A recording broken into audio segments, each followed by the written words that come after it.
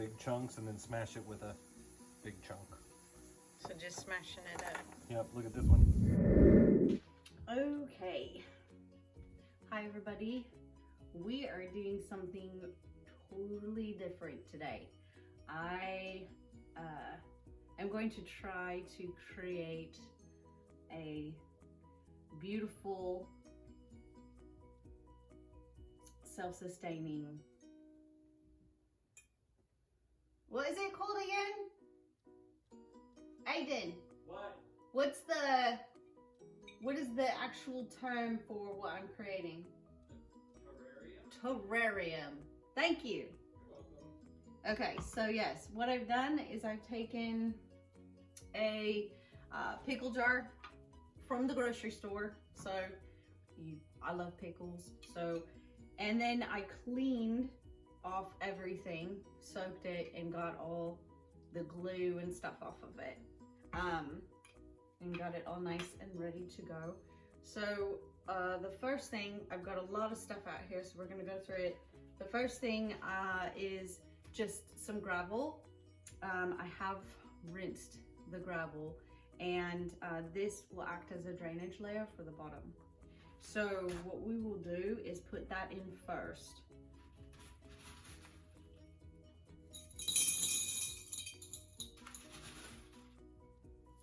And the reason why I rinsed it was to get all the dust and stuff out of it. And my hands are tiny, so I can actually reach in the jar. There may be a few people that might have difficulty with this, and that's why you can get like a spoon and put a straw on it so that you can actually get in there and do what you need to do if you can't reach your hand inside. I'm lucky enough that I can do that. So I'm just, that should be, well, maybe just a little bit more. Perfect. Okay. So then the next step is putting down kind of a barrier so that the soil does not drop down into your drainage layer. And you can pretty much pick up, this was only like $5, and it's basically just a weed control landscaping fabric. There's all kinds of ones that you can use. This one was just something handy that we found.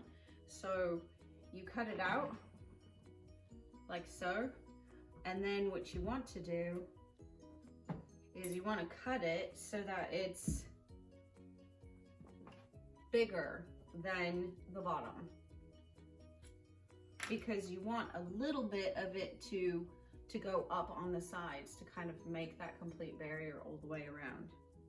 So taking my X-Acto knife and just following it.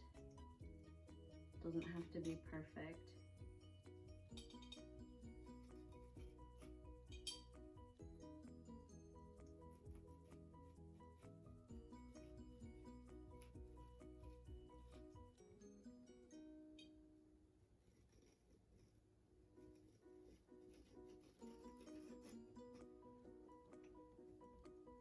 This is going to be interesting for me because I am kind of a perfectionist a little bit.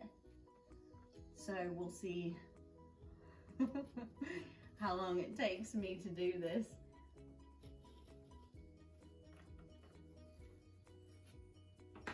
Okay.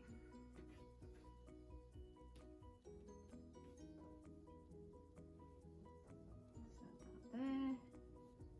Right. It's not perfect by any means, but it doesn't have to be. So then you stick it in here and lay it down.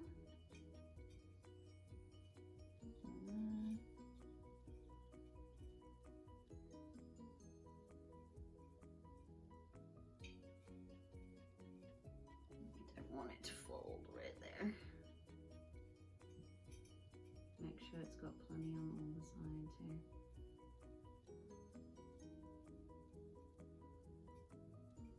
Kind of like what you would do if you were making coffee, you didn't want any of the grounds to come up over the edge, like so. Okay. Then the next step is charcoal, and the charcoal helps. What we've done is just taken like a charcoal bag, all natural, 100% natural charcoal, and smashed it up, and then rinsed it a little bit. So then you take the charcoal, and this can be a bit messy actually, but that's the fun of it, right?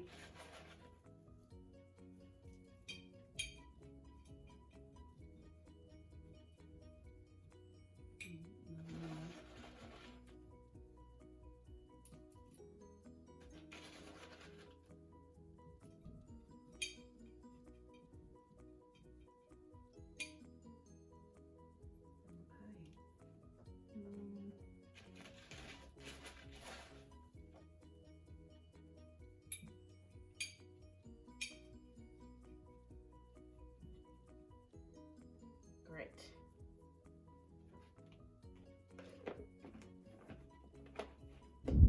Right, so now we have a mixture of the substrate we use for our critters, our tarantulas and whatnot, which is cocoa fiber, sphagnum moss, and a couple other, I think there's vermiculite in there as well. And then I mixed it with the, I had a bag of topsoil downstairs and mixed that up together. So kind of have, it also has little bits of charcoal in it as well. But that's the mixture that we have here. It's a combination of the two. And then you're going to drop in your substrate. And gives it that texture. Right.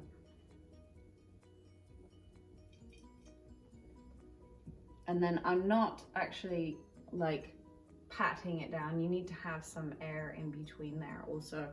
You don't want to compact it. You want to have the soil be kind of loose.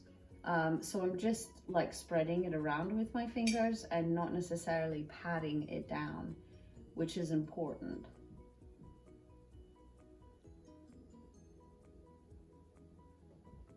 And I'm gonna put a little more toward the, oops, that was messy. Put a little more toward the back. So when I start to create, I've got kind of a slope that I'm working with. There we go. Perfect. Make sure,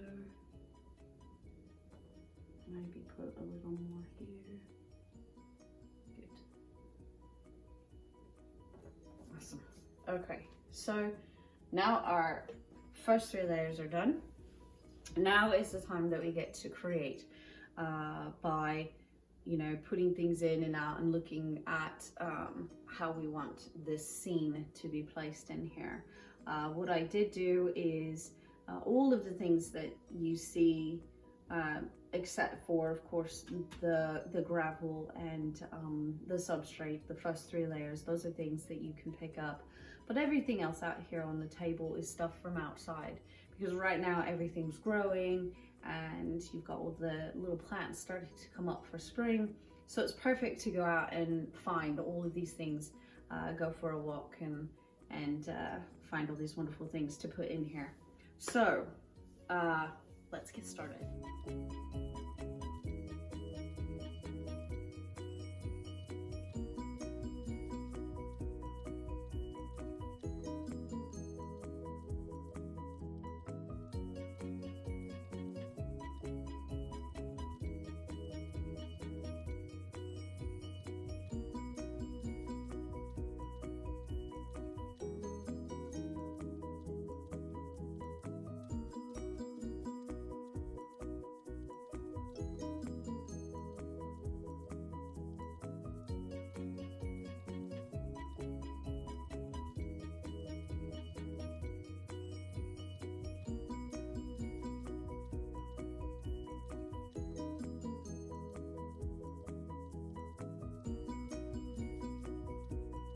Right, so now I've got it basically the way I want it. It takes a while to really place things in there the way you want them to so that it looks natural. But after that, then you want to add your water and give it a good soak.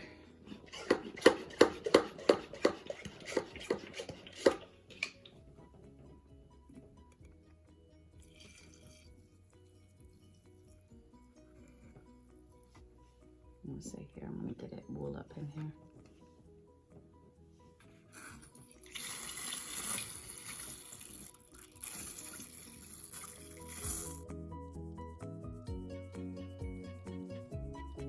It's important to put Springtails in. I actually have some, these are my isopods. Aren't they cute? I actually got little mancow. Look at that. But anyways, it's important to put Springtails in because they help to keep the mold out. And yeah, so we're gonna put a little bit of those in our new enclosed space. So there it is, guys. And it's pretty neat. I actually really like how it turned out. We'll get a better look here in just a minute. So then what you do is you take your lid, after you've sprayed it down and cleaned the inside and the outside of the glass, and you seal your lid. Now,